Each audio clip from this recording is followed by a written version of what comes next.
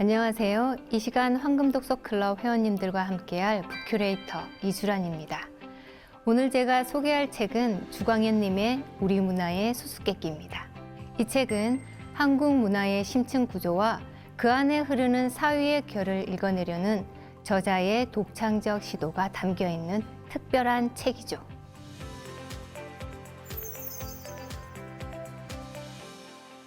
저자의 말에 따르면 1995년 첫 연재를 시작으로 2018년 합본에 이르기까지 20여 년에 걸쳐 축적된 이 작업은 시간이 흐르면서도 그 의미가 퇴색하지 않는 삶의 현장 속 문화 철학에 가깝습니다. 책에서 저자는 줄곧 옛것을 늘 새롭게 바라보는 법고 창신이라는 태도를 견지하고 있는데요. 우리의 전통과 생활 문화라는 익숙한 풍경 속에서 한국인의 존재 방식, 세계관, 의식 구조를 새롭게 읽어내고자 한 것이죠. 다시 말해 이 책에서 수수께끼란 말은 단순한 미스터리가 아니라 한국 문화의 조각들이 어떻게 하나의 생명력을 갖고 영적으로도 전체로서 작동해 왔는지를 해독하는 과정에서 드러나는 질문들입니다. 지난 황금노트에서 켄 윌버의 빅 홀리스를 소개한 적이 있었죠. 그는 깨어남, 성장, 정화, 드러냄, 열림이라는 5가지의 길을 제시했죠. 저는 우리 문화의 수수께끼에서 보여준 주광현님의 통찰을 켄 윌버의 5가지 길로 재해석해 보려고 합니다. 이를 통해 한국 문화의 깊은 층위에서 작동해온 전체성의 원리를 보다 체계적으로 조망할 수 있다고 보았죠. 윌버가 제시한 5길은 인간의 내면 의식과 사회, 문화의 구조가 서로 어떻게 연결되어 있는지 설명하는 통합적 지도로서 기능하기 때문이죠. 제가 이 틀을 한국 문화에 적용해 보니 우리 문화가 걸어온 길이 원초적 신성에서 출발해 역사 속에서 변형되고 억눌린 감정을 치유하며 공동체의 상징을 만들어내고 인간의 다양한 능력을 펼치는 과정까지 이 5가지 흐름 안에서 자연스럽게 나누어지더라고요. 이는 문화의 각 조각이 따로따로 떨어져 있는 것이 아니라 하나의 유기적 생태계처럼 서로를 비추고 이어지며 작동해왔다는 사실을 드러내주죠. 그러고 보니 오늘 주제는 한국인의 생활 방식, 신앙 구조, 예술적 감수성, 공동체적 실천 속에 숨어 있는 빅 홀리스, 즉 전체성의 지혜를 탐구하기 위한 시도라고 말씀드릴 수 있겠네요. 한국 문화는 종종 다양성과 모순의 집합처럼 보이지만 그 깊은 곳에는 분리된 요소들을 다시 하나로 엮어내는 내적 원리가 존재합니다. 우리 문화의 수수께끼 이 책에 흐르는 법고 창신의 정신은 이러한 전체성을 과거 속에서 되살려 오늘의 삶과 세계관으로 확장하는 통찰을 제공하고 있죠. 이것을 켄 윌버의 통합적 시선과 접목해서 한국 문화가 본래 품고 있는 전체성의 구조를 보다 명료하게 살펴보기로 하겠습니다. 5가지 길에서 맨 처음은 waking up, 바로 깨어남입니다. 깨어남은 인간의식의 본질을 자각하고 일상 속에 은밀히 스며 있는 원초적 신성의 감각을 회복하는 길인데요. 이는 초월적 종교 체계나 교리의 층위보다 더 깊은 곳, 한국인의 잠재의식과 생활문화의 뿌리에 자리한 원시적 영적 감수성을 탐구하는 작업을 말합니다. 한국 문화는 오래전부터 신성과 인간이 분리되지 않은 상태, 즉 세계를 하나의 살아있는 전체로 경험하는 원초적 하나됨의 의식 구조를 생활 속에 자연스럽게 구현해 왔습니다. 이러한 깨어남의 흔적은 일상의 사물과 의례 속에 녹아있죠. 저자가 책에서 말한 예들을 가져와 보겠습니다. 먼저 흰옷인데요. 흰옷은 단순히 가난한 생활의 산물이 아니라 더럽혀지지 않은 본래성, 순수성, 결백을 향한 민족적 정신의 표상입니다. 백색을 통해 인간의 영혼이 지닌 근원적 밝음과 희망을 유지하려 했던 한국인의 심층 의식이 반영되어 있는 거죠. 물감이 비싸서 쓰기 어려웠다면 하다못해 먹물이라도 들여 입었을 것이 아닌가. 중국에서 검은색 옷을 즐겨 입은 것과 비교해 우리 민족이 흰옷을 선호한 것은 민족성으로 보아야 한다. 다음으로는 금줄과 왼새끼를 들 수 있죠. 저자는 금줄과 왼새끼는 신성한 공간과 속계의 경계를 가르는 행위이자 인간이 일상 속에서 신적 질서를 호출하고 유지하려는 의지의 표현이라고 말합니다. 이는 성스러움이 특정한 장소나 순간에만 머무르는 것이 아니라 일상적 삶과 연속적으로 이어진다는 한국적 영성의 구조를 보여주죠. 셋째로는 무당의 신내림과 접신의례를 말할 수 있는데요. 신내림과 접신의례는 인간의 의식이 일상에서는 닿기 어려운 신적 존재 혹은 그 영역과 만나는 신비한 경험입니다. 작두 위에서 이루어지는 격렬한 몸짓과 의식의 몰입은 비상식적 행위가 아니라 인간이 세계와의 분리를 넘어 더 큰 존재와 연결되려는 원초적 열망을 드러내는 거죠. 이는 윌버가 말하는 절대적 비이원성의 깊이와 동일하다고 단언할 수는 없겠지만 경계가 녹아드는 체험을 향해 다가서는 한국 영성의 강한 흐름으로 볼 수 있죠. 넷째로는 집안 깊숙한 곳까지 신성의 기운을 모셔드리는 생활제의의 상징물인 신주단지입니다.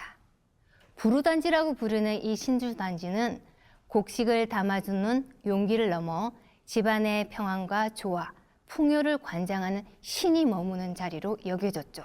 이는 한국인의 영성이 외부 제의에만 머무르지 않고 집안이라는 사적이고도 내면적 공간 속까지 깊게 스며들어 있었다는 증거가 되죠.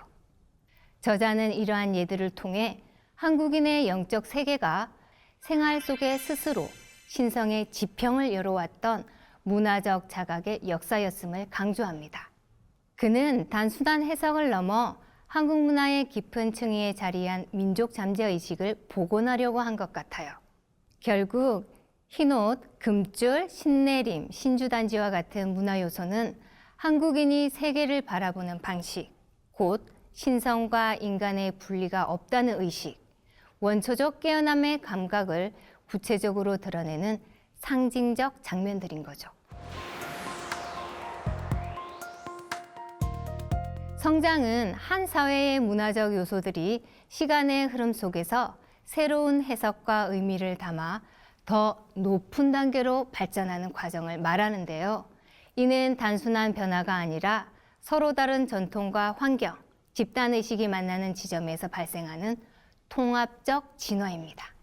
이 개념을 한국 문화에 적용해 보면 문화 자체가 하나의 유기체처럼 발달해온 과정을 추적하는 일이 됩니다.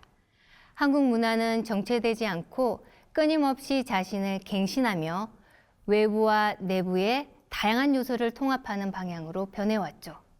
북방과 남방, 제도와 민간, 종교와 일상, 고고학적 유산과 생활 환경이 서로 교차하며 새로운 질서를 만들어낸 한국 문화의 역동성은 바로 이 성장의 대표적 증거입니다. 여러 문화 요소에서 성장의 예를 확인할 수 있는데요. 먼저 유랑예인의 변화 과정을 예술의 진화로 말할 수 있죠. 조선 전기 종교적 향도 조직이었던 거사패는 시간이 지나면서 사당패라는 전문 예인 집단으로 변모했는데요. 이후에는 남사당패와 같은 종합 연희 집단으로 확장되었죠. 이는 예술 형식이 고정된 것이 아니라 민중의 요구와 시대적 변화에 따라 더 복합적이고 창조적인 형태로 진화했음을 보여주죠. 유랑예인 집단은 천대받으면서도 끈질기게 자신들의 예술성을 키워왔다. 이는 한국 문화가 중앙의 통제에만 머무르지 않고 민간의 자발적인 힘으로 스스로 발전해 왔음을 보여주는 증거다. 둘째는 구들인데요. 저자는 이것을 한국 문화의 융합 능력을 상징적으로 드러내는 예라고 합니다.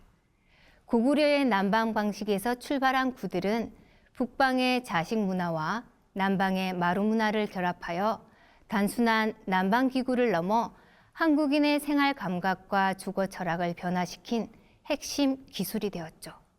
이는 한국 문화가 기후와 지리, 생활 방식의 차이를 조화롭게 품고 재창조하는 능력을 갖추고 있음을 말해주죠. 구들은 한민족의 주거사가 도달한 가장 높은 단계의 통일점이었다. 이로써 우리는 북방계의 좌식과 남방계의 마루라는 상이한 문화를 하나로 엮어내는 문화적 융합 능력을 전 세계에 입증했다. 세 번째 예는 신선 사상인데요.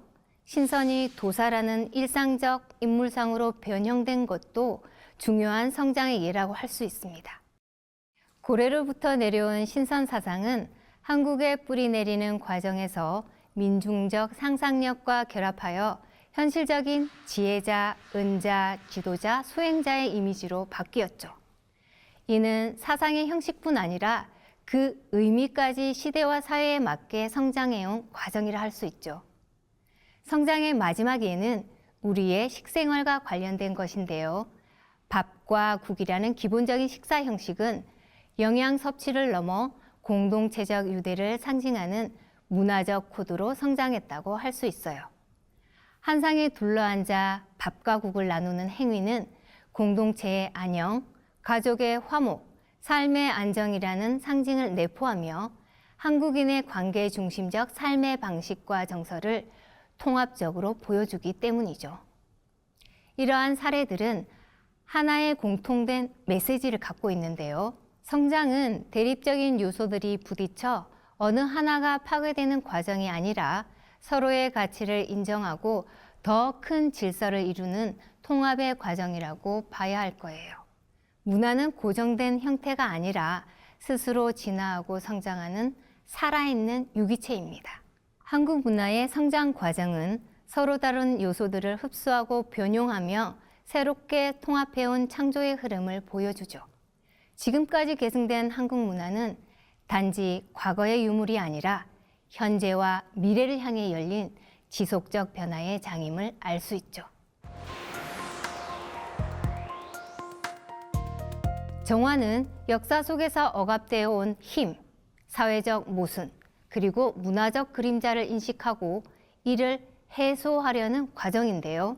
단순한 발산이나 일탈이 아니라 한국 사회의 내면 깊숙이 쌓인 긴장과 억압을 스스로 조절하고 치유하여 온 방식이죠.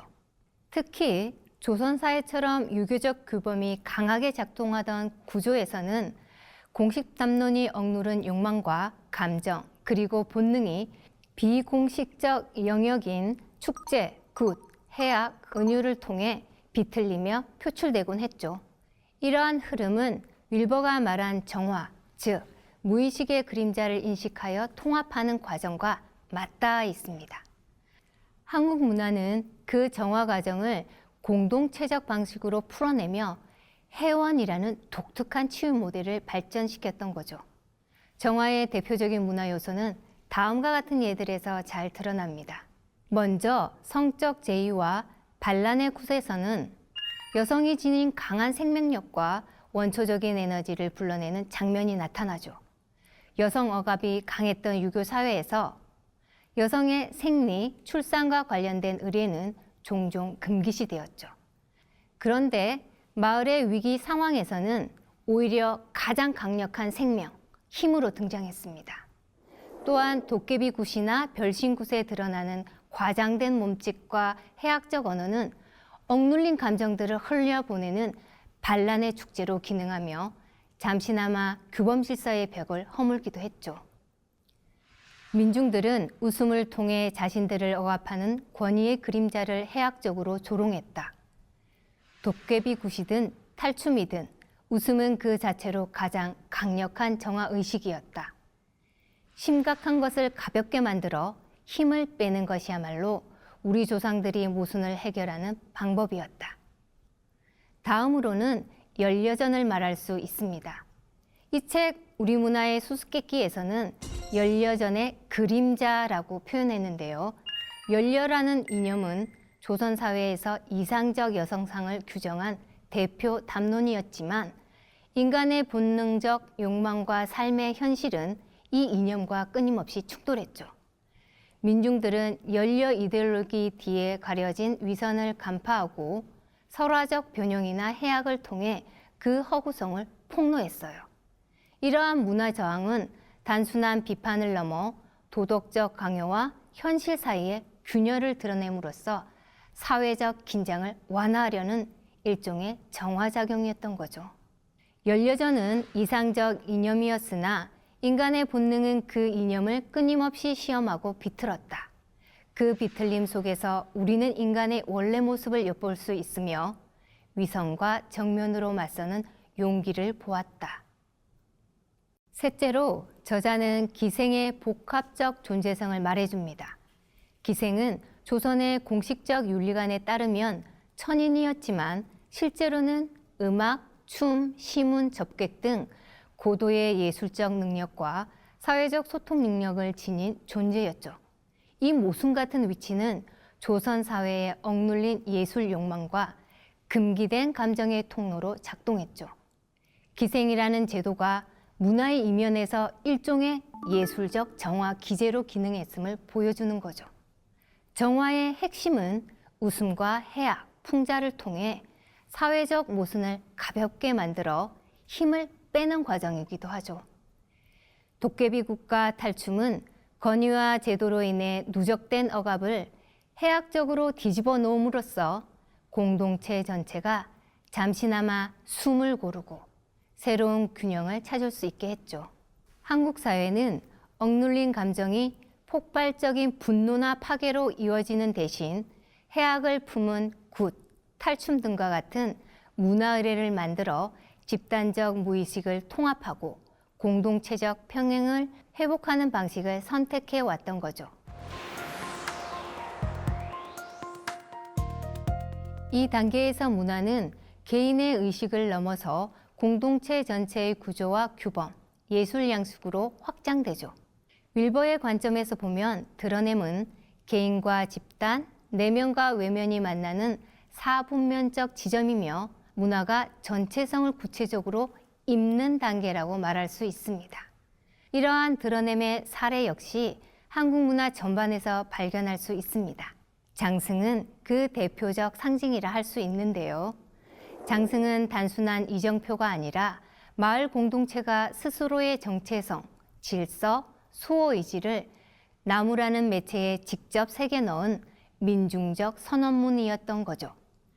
16세기 이후 장승의 해악적 표정과 과장된 형상에는 마을을 지키려는 의지뿐 아니라 중앙 권력으로부터 벗어난 자치와 자율의 정서, 억눌린 감정과 정치적 자각이 담겨 있었죠.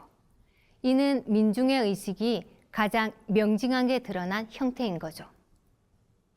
장승은 마을 공동체에 숨겨진 욕망과 질서가 가장 명징하게 드러나는 곳이다. 장승의 얼굴에는 해악이 넘치지만 그 이면에는 이 마을은 우리가 지킨다는 민중의 강인한 선언이 담겨 있다. 다음으로는 우리 식문화에서 빼어놓을 수 없는 장문화를 들 수 있는데요. 장문화 또한 한국인의 질서감, 인내, 영적, 생활 감수성이 일상 깊숙이 체화된 대표적 사례가 됩니다. 된장, 고추장, 간장은 요리의 양념이나 조리 재료의 일부분이기도 하지만 어머니의 손길과 인고의 시간, 공동체의 규범과 발효 지식이 한데 어우러진 생활 속 문화 원형이라고 할 수 있죠.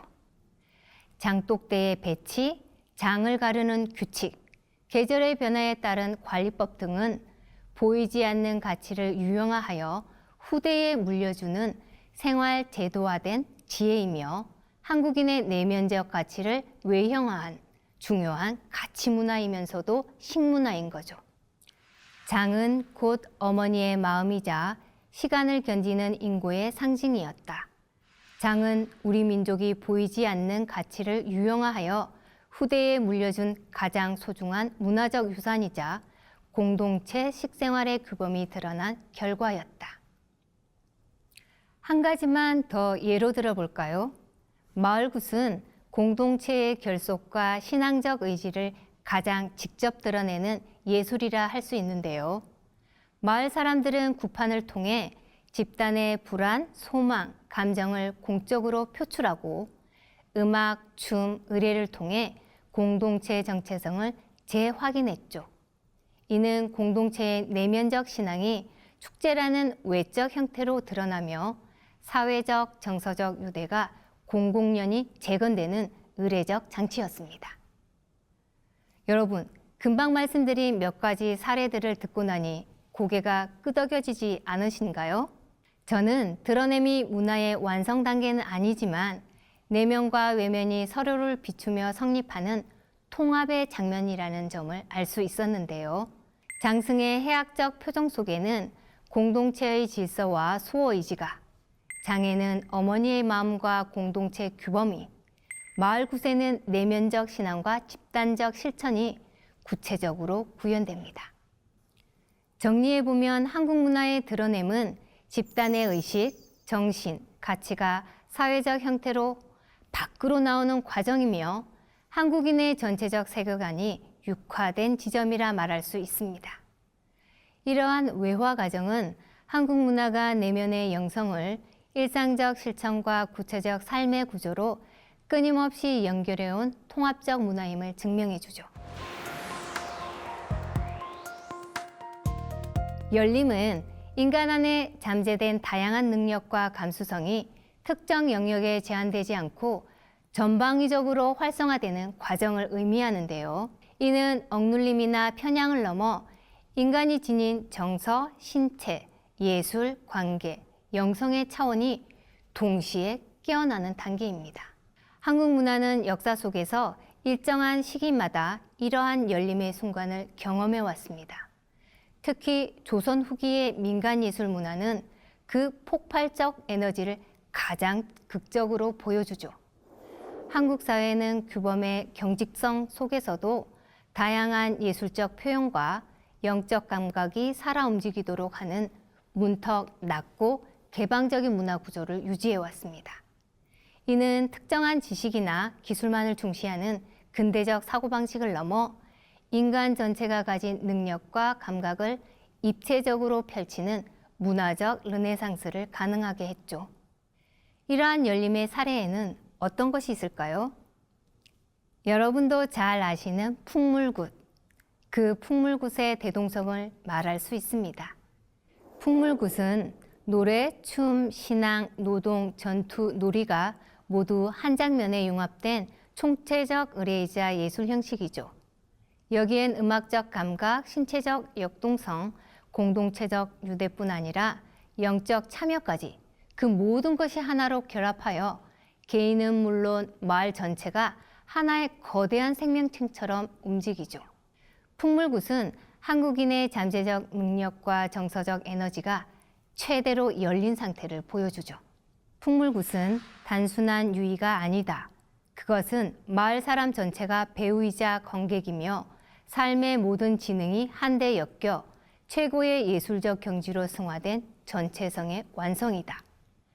풍물굿이야말로 우리 민족의 잠재력이 열린 가장 극적인 순간이었다. 조선 후기 민간 예술의 르네상스는 열림의 폭발적 순간을 증언해 주는데요. 그 가운데 남사당패 이야기를 해보죠. 남사당패의 탈춤, 줄타기, 접시 돌리기, 곤두박질 등은 단순한 연희가 아니라 기술, 감정, 집중력, 관계성이 융합된 입체적 인간 능력의 실험장이었습니다. 이 예술들은 인간의 몸과 마음이 어떻게 신체적 기회와 즉흥성, 협동과 유의의 차원에서 완전히 열 수 있는지를 보여주는 대표적 사례죠. 춤을 얘기했으니 이제 그림을 이야기해 볼까요? 선사바의 그림은 열림의 가장 오래된 흔적이라고 말할 수 있는데요. 동심원, 나선, 기하학 무늬 속에는 풍요, 생명, 우주 질서를 직관적으로 표현하려는 원초적 인간 의식이 담겨 있죠. 문자 이전의 시대의 사람들은 이미 세계와 소통하려는 영적 상상력을 시각적 패턴으로 펼쳐냈죠. 이는 인간의 인지와 영성이 개방적으로 작동한 초기 형태라고 볼 수 있지요. 바위 그림에서 발견되는 동심원과 기하학 무늬는 문자가 없던 시절 인간이 세계와 소통하는 영적인 언어였다. 이는 닫힌 지식 체계가 아닌 본능적이며 다면적인 인간의 지혜가 열린 증거다. 조금 또 다른 쪽으로 시선을 돌려볼까요? 상여와 만장.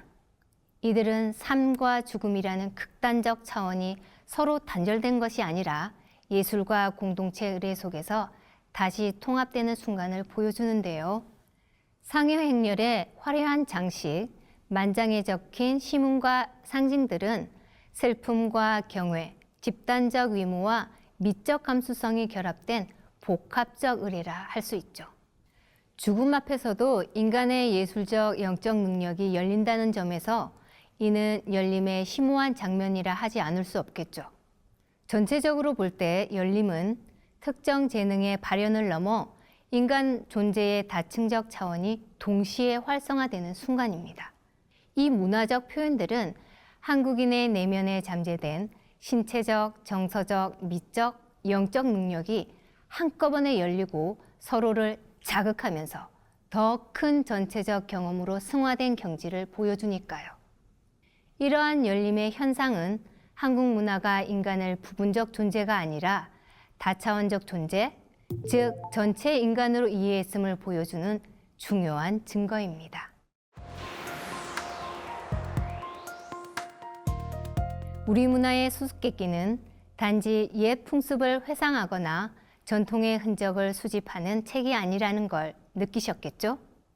이 책은 한국인들이 오래전부터 삶의 현장에서 실천해온 온전한 전체성의 방식을 25개의 문화적 수수께끼를 통해 해독하는 하나의 거대한 문화지도라고 정의할 수 있습니다. 저자는 생활 속의 작은 관습과 의례, 민속 상징들 속에 한국인의 영성, 정서, 지혜가 어떻게 축적되어 왔는지를 추적하며 한국 문화 자체가 하나의 유기적 생명체로 작동해 왔음을 설득력 있게 보여주었죠. 켄 율버는 현대 문명이 겪는 위기를 전체성의 상실로 규정했는데요. 과학과 기술 그리고 이성은 발전했지만 인간 내면의 영성과 공동체적 연대는 분절되고 고립되었다고 말하죠.